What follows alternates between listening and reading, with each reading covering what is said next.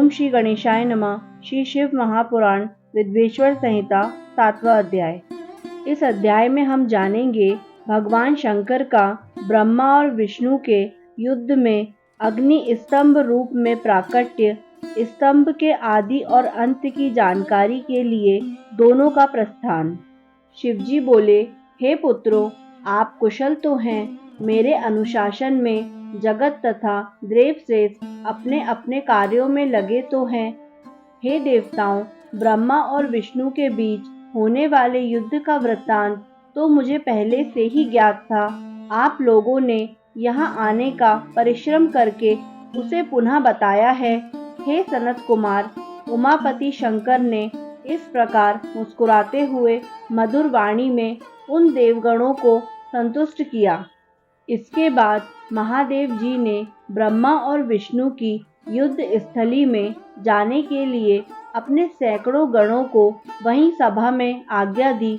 तब महादेव जी के प्रस्थान के लिए अनेक प्रकार के बाजे बजने लगे और उनके गणाध्यक्ष भी अनेक प्रकार से सज धज कर वाहनों पर सवार होकर जाने के लिए तैयार हो गए। भगवान उमापति 5 मंडलों से सुशोभित आगे से पीछे तक प्रणव ओम की आकृति वाले सुंदर रथ पर आरूढ़ हो गए। इस प्रकार पुत्रों और गणों सहित प्रस्थान किए हुए शिव जी के पीछे पीछे इंद्र आदि सभी देवगण भी चल पड़े। विचित्र ध्वजाएं, पंखे, चवर, पुष्प वृष्टि, संगीत, नृत्य और बाघों से सम्मानित पशुपति भगवान शिव भगवती उमा के साथ सेना सहित उन दोनों ब्रह्मा और विष्णु की युद्ध भूमि में आ पहुँचे। उन दोनों का युद्ध देखकर शिव जी ने गणों का कोलाहल तथा बाघों की ध्वनि बंद करा दी तथा वे छिपकर आकाश में स्थित हो गए।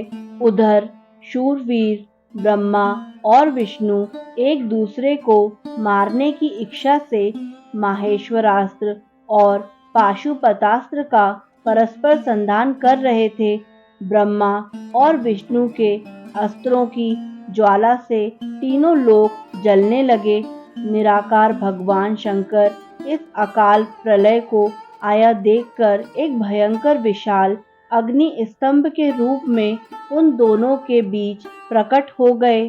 संसार को नष्ट करने में सक्षम वे दोनों दिव्यास्त्र अपने तेज सहित उस महान अग्नि स्तंभ के प्रकट होते ही तत्क्षण शांत हो गए। दिव्यास्त्रों को शांत करने वाले इस आश्चर्यकारी तथा शुभ अग्नि स्तंभ को देखकर सभी लोग परस्पर कहने लगे कि यह अद्भुत आकार वाला स्तंभ क्या है। यह दिव्य अग्नि स्तंभ कैसे प्रकट हो गया, इसकी ऊंचाई की और इसकी जड़ की हम दोनों जांच करें। ऐसा एक साथ निश्चय करके वे दोनों अभिमानी वीर उसकी परीक्षा करने को तत्पर हो गए और शीघ्रता पूर्वक चल पड़े। हम दोनों के साथ रहने से यह कार्य संपन्न नहीं होगा, ऐसा कहकर विष्णु ने सूकर का रूप धारण किया और उसकी जड़ की खोज में चले। उसी प्रकार ब्रह्मा भी हंस का रूप धारण करके उसका अंत खोजने के लिए चल पड़े। पाताल लोक को खोदकर बहुत दूर तक जाने पर भी विष्णु को उस अग्नि के समान तेजस्वी स्तंभ का आधार नहीं दिखा। तब थक हार कर शुक्राकृति विष्णु रणभूमि में वापस आ गए। हे तात, आकाश मार्ग से जाते हुए आपके पिता ब्रह्मा जी ने मार्ग में अद्भुत केतकी केवड़े के पुष्प को गिरते देखा।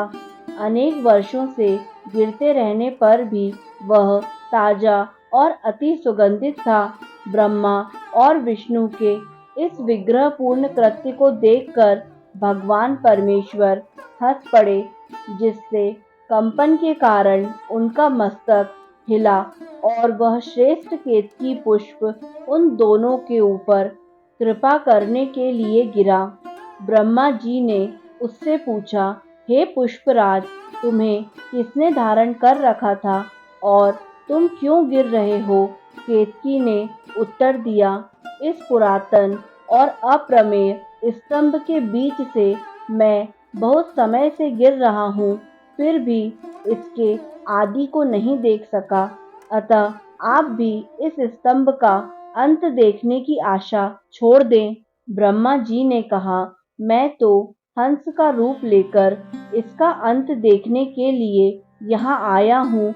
अब हे मित्र, मेरा एक अभिलषित काम तुम्हें करना पड़ेगा। विष्णु के पास मेरे साथ चलकर तुम्हें इतना कहना है कि ब्रह्मा ने इस स्तंभ का अंत देख लिया है। हे अच्युत, मैं इस बात का साक्षी हूँ। केतकी से ऐसा कहकर ब्रह्मा ने उसे बार बार प्रणाम किया और कहा कि आपातकाल में तो मिथ्या भाषण भी प्रशस्त माना गया है, यह शास्त्र की आज्ञा है। वहाँ अति परिश्रम से थके और स्तंभ का अंत न मिलने से उदास विष्णु को देखकर ब्रह्मा प्रसन्नता से नाच उठे और नपुंसक के समान पूर्ण बातें बनाकर अच्युत विष्णु से इस प्रकार कहने लगे, हे हरि, मैंने इस स्तंभ का अग्रभाग देख लिया है, इसका साक्षी यह केतकी पुष्प है। तब उस केतकी ने भी झूठ ही विष्णु के समक्ष कह दिया कि ब्रह्मा की बात यथार्थ है। विष्णु ने उस बात को सत्य मानकर ब्रह्मा को स्वयं प्रणाम किया और उनका षोडशोपचार पूजन किया। उसी समय कपटी ब्रह्मा को दंडित करने के लिए उस प्रज्वलित स्तंभ लिंग से महेश्वर प्रकट हो गए। तब परमेश्वर को प्रकट हुआ देखकर विष्णु उठ खड़े हुए और कांपते हाथों से उनका चरण पकड़कर कहने लगे, हे करुणाकार, आदि और अंत से रहित शरीर वाले आप परमेश्वर के विषय में मैंने मोह बुद्धि से बहुत विचार किया, किंतु कामनाओं से उत्पन्न वह विचार सफल नहीं हुआ। अतः आप हम पर प्रसन्न हो, हमारे पापों को नष्ट करें और हमें क्षमा करें।